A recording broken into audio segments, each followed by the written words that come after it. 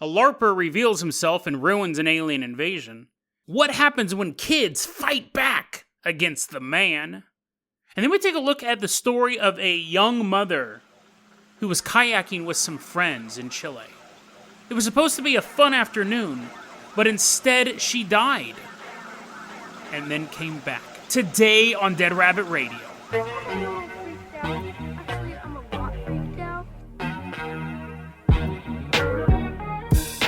Hey everyone, welcome back to another episode of Dead Rabbit Radio. I'm your host, Jason Carpenter. I'm having a great day.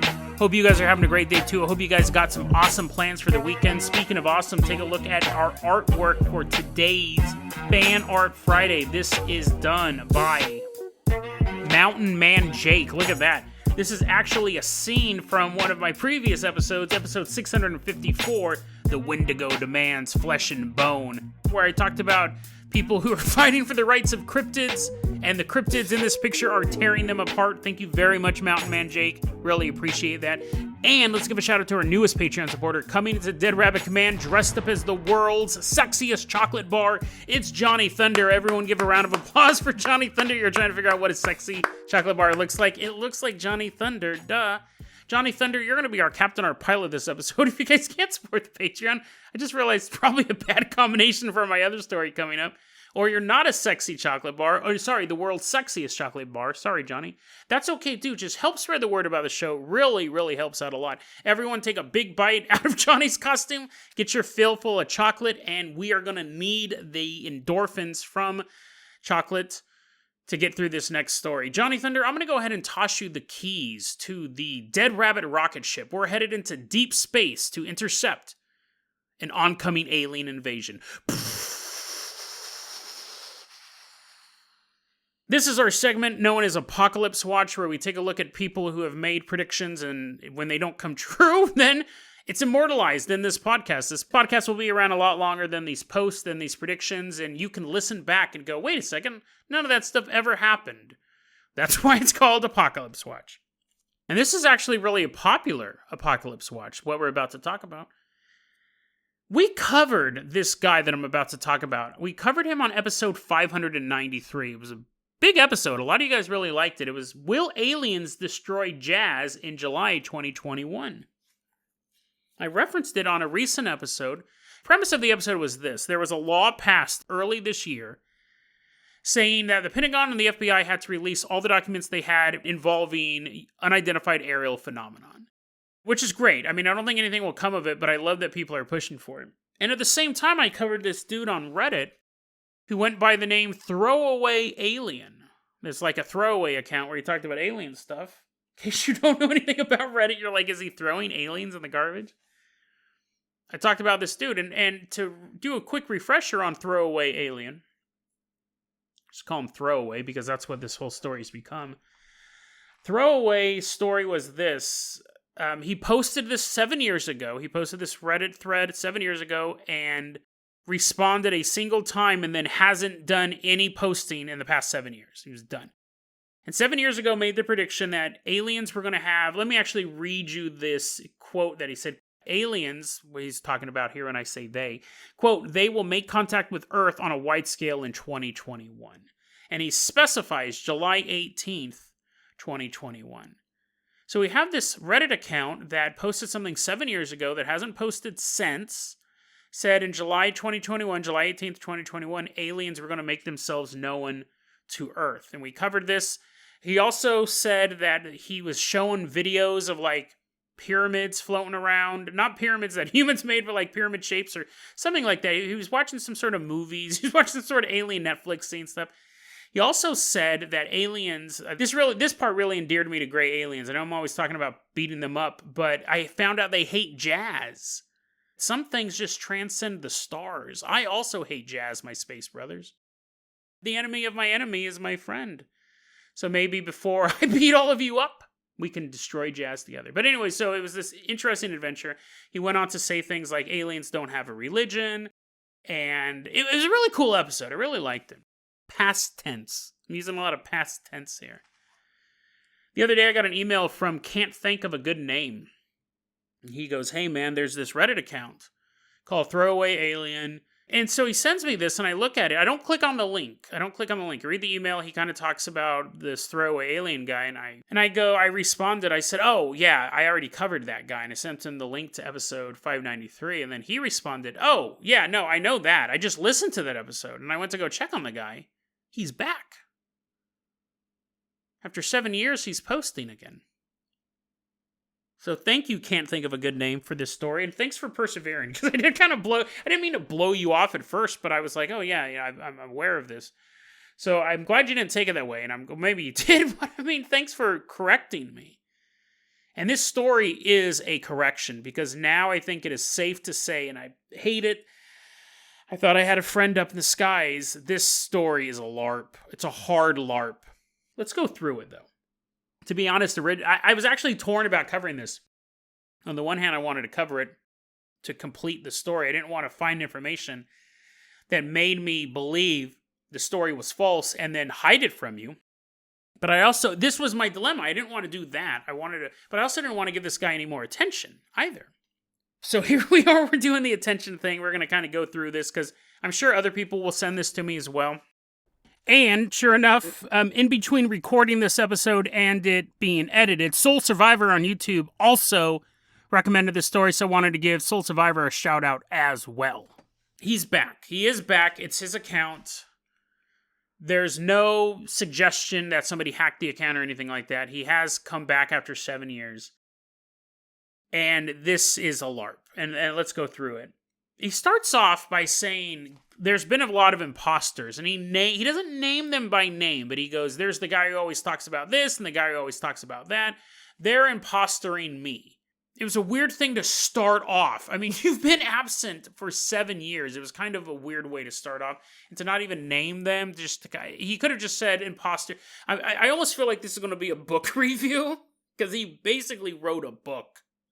But anyway, so bad way to start your return to civilization. But here we are. Throwaway Alien is back.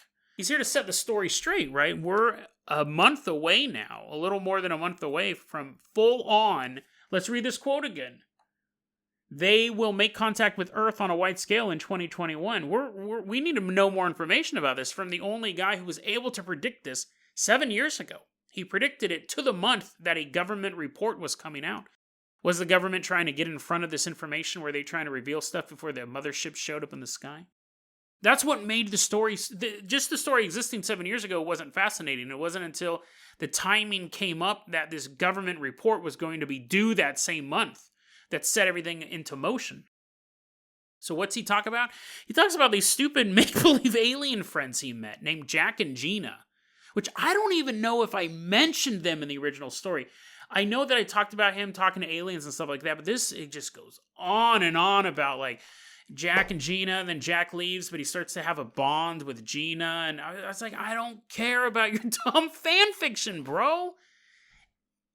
Tell us about the aliens. Now, technically there are aliens, but this isn't Riverdale, bro. The world is going to get invaded in a month. Or colonized, or whatever. I don't care about your relationship with Jack and Gina. He says, and this, when I'm reading through this, my aggravation is not aimed at, can't think of a good name. I'm glad that you sent this over, but as I'm wasting my time reading this, because at first I'm like, oh, this is cool. I was super excited to read this. 3 paragraphs in that changed. He starts saying stuff like, the government was after him. They actually kidnapped him and held him prisoner for 7 days and tortured him. Yeah, I do not believe that at all. And here's why. If the government can kidnap you for 7 days, you go missing for 7 days, right? You're tortured for 7 days. Why would they let you go? Obviously, no one's looking for you. You're missing an eyeball, or maybe it was tickle torture or something like that, or anywhere in between. And the government just goes, you know what? Sure, you now know that we know you exist and we know about Jack and Gina. And what happens next? Will they or won't they? You're ending up in a black box somewhere in Guantanamo Bay. I don't believe these stories where people get kidnapped by the government and they're like, don't ever reveal our secrets. We know that you post on Reddit, but don't ever post this. Should we let him go? Yeah, sure, let him go. We've tortured him enough. Then he's just going to blab about it on Reddit because that automatically does not ring true. One of the big things in the original, and now pretty much confirmed the LARP, is he said aliens don't have a religion. That was something we talked about on the show. Aliens don't have a religion. And this should be LARP 101. Never let the mythos of the world building grow. You actually want to keep... Where does Slender Man come from? Has that ever been named? Has it come from the underrealm? Don't add too much detail. So anyways, when he said the aliens don't really have religion, I remember kind of talking about that, how fascinating I thought it was. They hated jazz, they hated classical music, and they hated string instruments because it kind of sounded like the way they talked. That was vague enough, and it was evocative. That's great LARP. That's delicious, delicious LARP. Now, he builds this whole stupid mythos about alien religion. He goes, oh, I was wrong, and Gina was mad at me. She didn't let me get to third base that night. I wasn't able to touch her 8 nipples. He says, so aliens do kind of believe in a religion. Apparently, there's millions of life-sustaining planets in the universe. And when I say life-sustaining, like, not just they have like a puddle on them. There's actually a dominant life form on millions of planets. But across the cosmos, this is so ridiculous. It's great for science fiction. Great for science fiction, not for something you're trying to pass off as real. In the whole cosmos, there's only 7 planets that have what Earthlings would call magic. Some call it prayer or faith. And Earth is one of these 7 planets. And out of those 7 planets, only 3 of them experience deja vu. What? Only 3 planets. 7 of them believe in magic or prayer or sorcery, like you're able to control things with power of thought. And out of those 7, only 3 of them, the people on there or the aliens on there experience deja vu or believe in prophecies or worship idols. And Earth is obviously one of those 3. So what the Guardians of... Okay, I'm going to call them the Guardians of the Universe. You know what he calls them? He's had 7 years to come up with the name, by the way. He's had 7 years to come up with the name.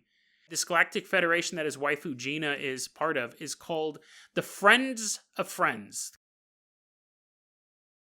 Friends of Friends, which just reminds me of the ambiguously gay duo. The Friends of Friends is this galactic federation or this race of aliens or whatever nonsense, and they, along with other alien species, can't figure out why there are only 3 planets that believe in magic and have deja vu and worship idols. So their working theory is this, that these 3 planets were created by an intelligent creator, or one of the planets was created by an intelligent creator and the other 2 are posers, or they're just random planets and these planets, they have something wrong with the species. It's a mistake. They're not really thinking things through. Or there's only one real planet in the galaxy, in the universe, that an intelligent creator created. And those people are in tune with that creator. And every other planet is a mistake.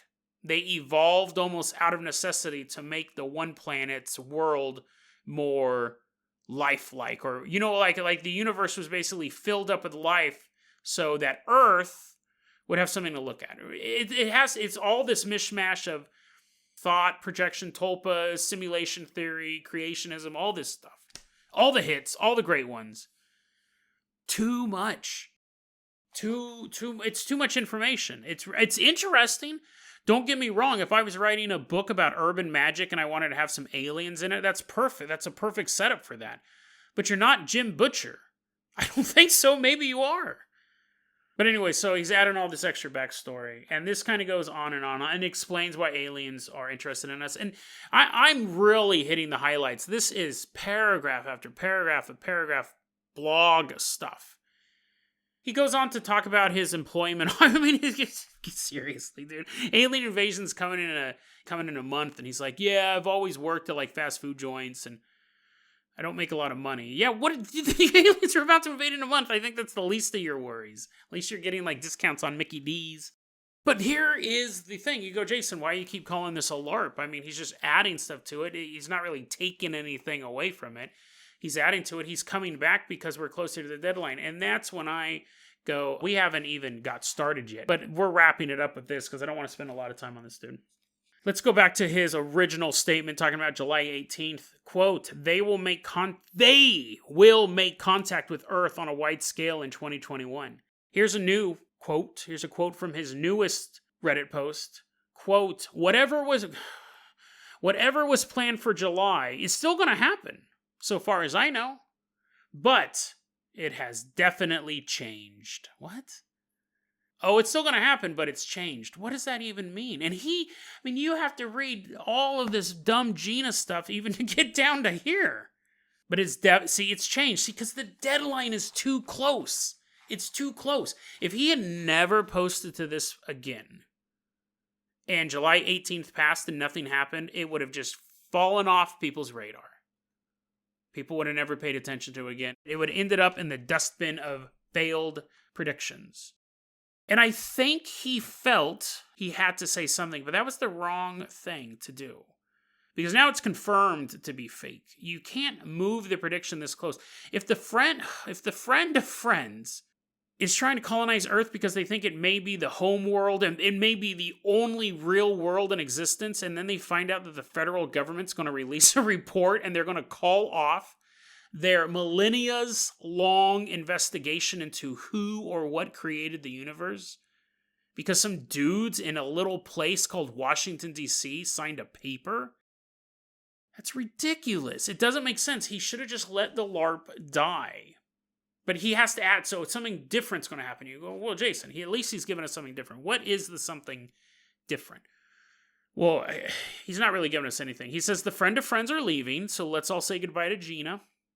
He says someone else is coming. Very vague. Don't care at this point. I've already spent a good half hour reading your blog post. But what's the new prediction? This is where the original 7 years ago he made this prediction. And to be fair, people go, Jason, he made it 7 years ago. That's a pretty long LARP. Someone told a 5-year-long joke on Twitter. They're quoting Sweet Transvestite from Transylvania, and they made people wait 5 years for the punchline. People do stuff like this. Here's this quote from this new prediction here. Quote, I've seen maps up there, and it looks like on the 18th, so he's still predicting something on July 18th, so hold on to your hats if you're in one of these incredibly vague locations. I've seen maps up there, and it looks like on the 18th, something will happen, at least in Western Africa. If you're not a geography major, massive continent. Somewhere in Western Africa, something in, no joke, this is what he actually said, something in maybe China or around China. Again, one of the largest land masses on the planet Earth. Something's going to happen on July 18th. In or around China. And, return to this quote, and in Wyoming. So that's pretty specific. You didn't let me finish. And in Wyoming or Colorado. That's still pretty specific. You didn't let me finish. And in Wyoming or Colorado or Utah.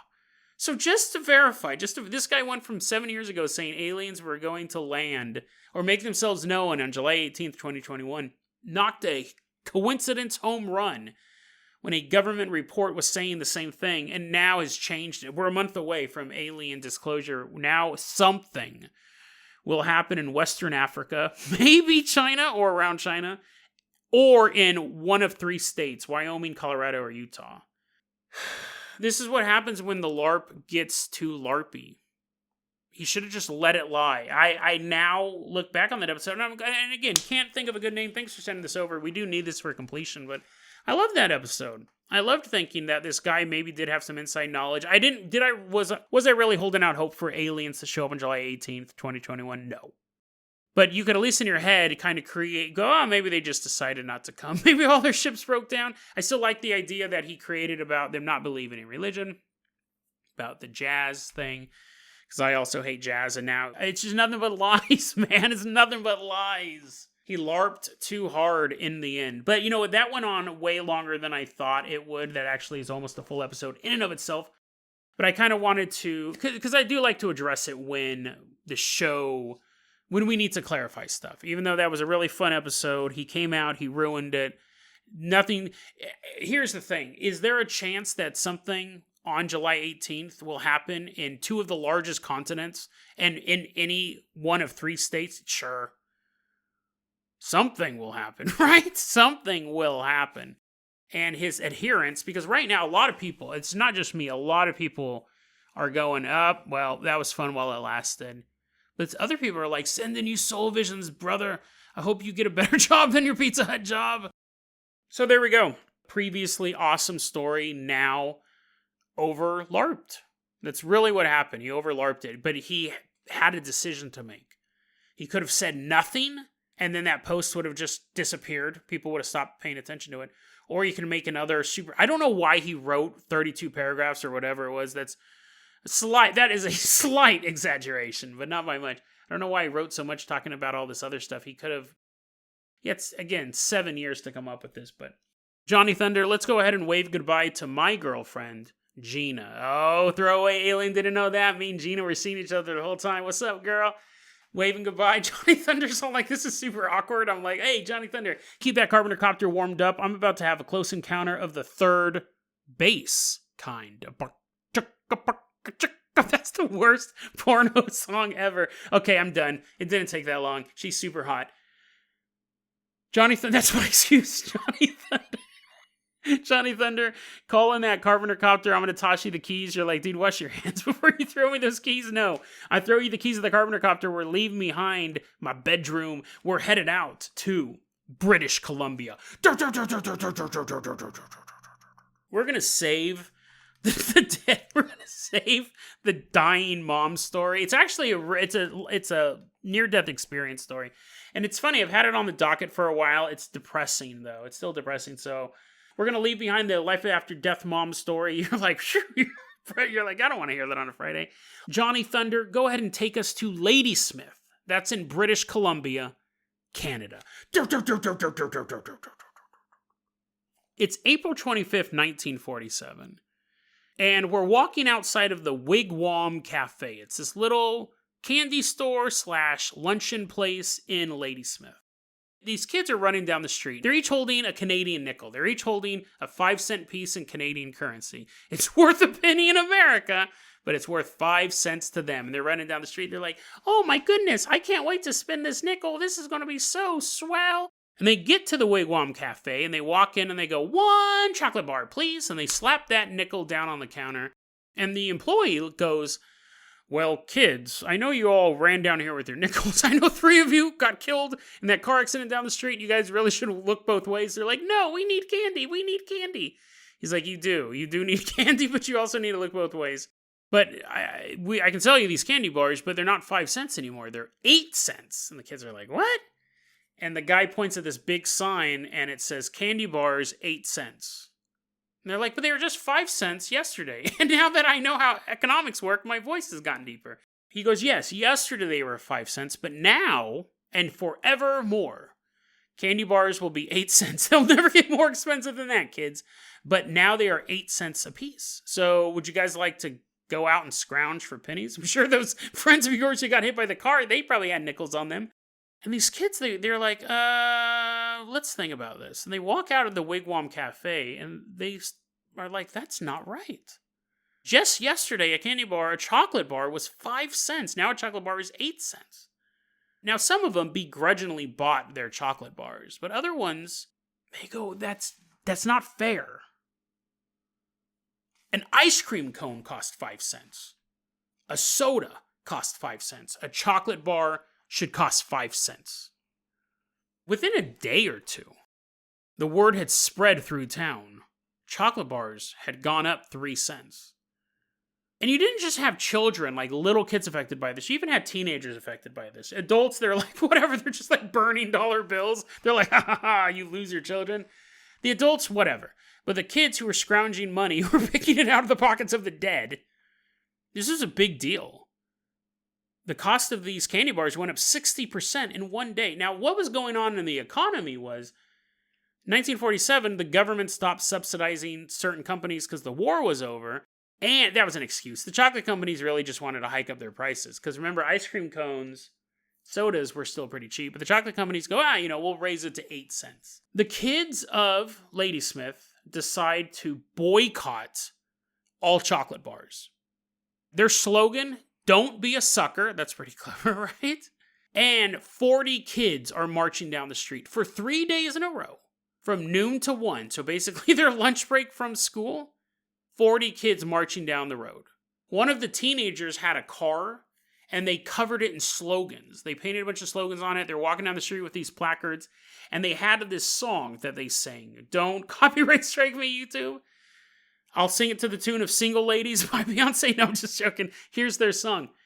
We want a 5-cent chocolate bar. 8 cents is going too darn far. We want a 5-cent chocolate bar. Oh, we want a 5-cent bar. They kind of gave up. They kind of gave up those last 2 lines. That wasn't the tune either. So I don't know if it was as cool as mine, but we want a 5-cent chocolate bar. 8 cents is going too darn far. That's going to be stuck in your head. I'm going to do a remix of that later. They're walking down the street. There's this picture of this little girl. She holds a sign saying, "Let the sucker pay 8 cents. We won't." I don't know if sucker was in vogue back then. I assume it's a callback to the actual candy. It's a double entendre, but let the sucker pay 8 cents. We won't. Remember, this started on April 25th. By April 29th, the protest begins to spread to the city of Victoria in British Columbia, a nearby city. So you had 40 kids 3 days in a row marching down the street. We want a 5-cent chocolate bar. That's actually the tune to Scooby-Doo. I'm already messing the tune up. By April 29th, the protest spreads to Victoria, British Columbia. Listen to this. 200 children. Okay, the first one was 40 kids walking down the street singing that jaunty tune. April 29th, Victoria, British Columbia, 200 children stormed the legislature building. It doesn't say if one of them was dressed up like a Viking. That was not in the news report. But they stormed the 200 children. People are trying to pass laws. 200 kids run into the building. They're like, "What are you guys doing here?" "We want a 5-cent chocolate bar." Now that's definitely a Scooby-Doo theme song. Now it's going to get copyright strike. The news is covering it, and every time the news covers it, it spreads, right? Every time. How are you not going to cover 200 children interrupting the legislature? You have to cover that, right? People are like, "Hey, how come those laws didn't get passed?" Cops are trying to arrest people. They're like, "It's not illegal yet." They're running away. Those darn kids. The news is covered, and every time the news runs a story on it, the strike spreads. In Edmonton, Alberta, 300 children march. Ottawa, the capital of Canada, you have 60 kids march. Yeah, that's kind of, is the thing dying down? You went from 200 that stormed the legislature building. You had 300 in this other city. You only had 60 in Ottawa. But they also you had 60 kids. They had 10 buglers with them. They had 10 people playing trumpets super loud, doing loud as they're walking down the street. So each one of those counts as like at least 10 normal children. They march on Parliament. They go to the capital of Canada, blowing bugles in dudes' faces. We want a 5-cent chocolate bar. 8 cents is going too darn far. And we were like, this madness has to stop. Now, I'm covering this story for 2 reasons. 1, it's hilarious, and I wanted you guys to hear my amazing singing skills. And 2, because this is when the conspiracy kicks in. Chocolate companies aren't selling any chocolate bars. Chocolate bar sales, because of just within the matter of like a week, dropped 80%. Some stores reported they'd go a whole day without selling a single chocolate bar. This strike was incredibly effective. So you need to break the strike. Now, normally, like in American history, if you needed to break a strike, you hired Pinkerton detectives to punch people in the stomach. I'm sure they were probably scouring the city for every available bully to take these kids and shake them upside down, to give them wedgies and swirlies and break the back of the strikers. But the bullies were probably wanted 5-cent chocolate bars as well. So what do? The conspiracy starts. Somebody, whether it was the government, whether it was the chocolate companies, it was probably both, honestly, said, we got to stop this. An anonymous source, that's all it took. An anonymous source called up a newspaper on May 3rd. These children who are striking, you think it's fun? You like their jaunty song? It's a communist plot. These children are nothing more than commie puppets. You see, they were starting to get attention from real-life labor groups. And one of them, an anonymous source said that group was being supported by communists.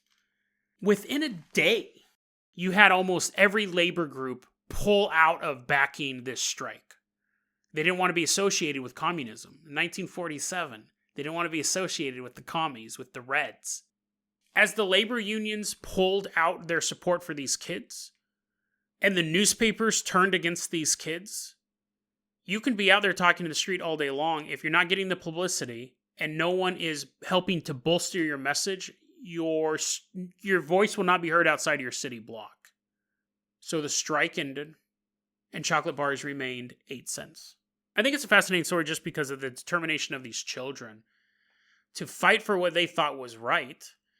And everyone went along with it until someone shouted communist. And it completely fizzled out. And I do believe, my personal conspiracy theory is that was led by the chocolate companies. And I'm sure that they were talking to politicians. They're like, this is really bad for business. My Oompa Loompas need to eat too, right? I got a lot of these weirdos to feed, and I'm not able to sell any chocolate bars. And so you had this cascade effect until it was crushed. It wasn't crushed by brute force. It was crushed by public opinion. And public opinion was crafted by an anonymous source, called up a newspaper, said that guy's a communist. Those kids are communist puppets. If you support those kids, who are you supporting? And it was done. Now, in the long term, would these kids have won? Was there an alternate future where they actually won their strike and now parts of Canada are made out of nothing but pure chocolate? It is their dreamscape. No, I mean, that's obviously never going to happen, but they probably could have gotten the price rolled back or simply just said, we're going to buy ice cream. That was one thing at the protest, they were eating ice cream cones. See, they were able to think, I'll just spend my money on something else. But even the act of eating an ice cream cone at a certain point became unpatriotic. You weren't supporting the chocolate industry, and the communists wanted to take down the chocolate industry, and they took this really cool thing that kids were doing and crushed it. All these kids wanted was a candy bar at the rate they bought it the day before. Instead, they were labeled as traitors to their country. And you know when those children of Canada finally did acquiesce and plop down another 3 Canadian pennies to buy that chocolate bar, they knew they had lost really the first political fight they had ever been involved in. They took a bite of that chocolate bar, and it tasted like defeat. But at least they weren't a communist. DeadRabbitRadio@gmail.com is going to be our email address. You can also hit us up at Facebook.com/DeadRabbitRadio. Twitter is @DeadRabbitRadio. And Dead Rabbit Radio is the daily paranormal, conspiracy, and true crime podcast. You don't have to listen to it every day, but I'm glad you listened to it today. Have a great weekend, guys. I'll see you Monday.